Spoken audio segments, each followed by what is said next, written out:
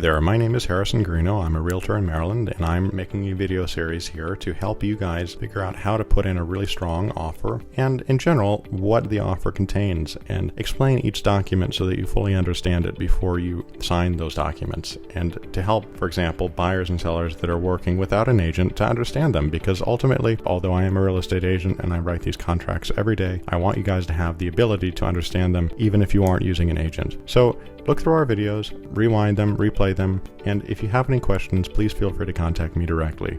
Thanks, and let's get started. Information sharing authorization and consent form. So here you are authorizing said parties to transfer information between each other and allow them to talk to each other. This is really necessary because ultimately your lender will need to talk to your agent if you're using one, and your lender may need to talk to your title company.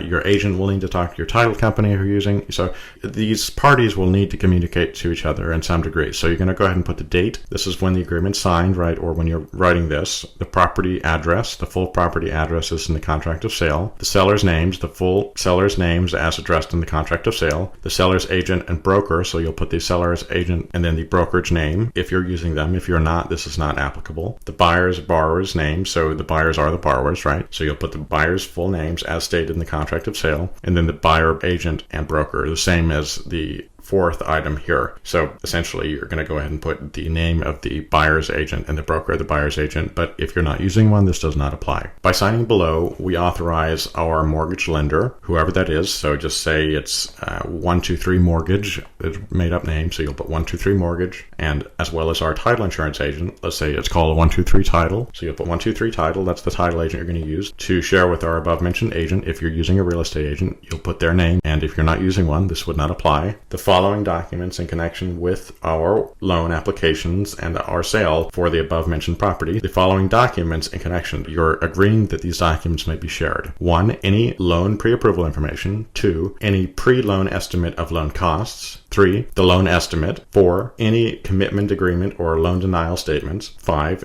Any closing disclosures, both initialed and revised, which goes the same for the loan estimate. This authorization shall expire upon either the denial of the loan application or closing of the transaction. So you'll put the buyer's name, you'll write the date, and you'll sign as a buyer. And if there are multiple buyers, you'll both put your names there. So this is all basing everything on the ability to talk to each other. You're allowing your agents to discuss things, and this paper will be needed to allow them to do that. Thanks again for watching. If you have any questions or you would like to talk about potentially buying or selling a property, please feel free to contact me. My information is below and I would love to reach out to you and talk. So feel free to contact me and have a great rest of your day.